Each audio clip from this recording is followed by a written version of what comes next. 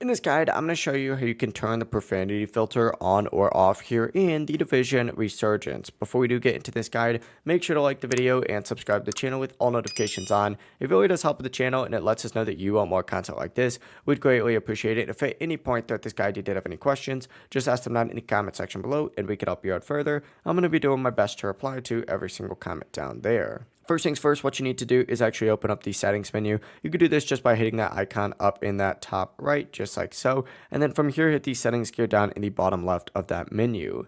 Now you need to stay in the general settings for this, which is just that first little settings gear up in the top right, and then just go to generic settings, just like so. And if you scroll down on here, you're going to see a few different options. You're looking for this profanity filter right here.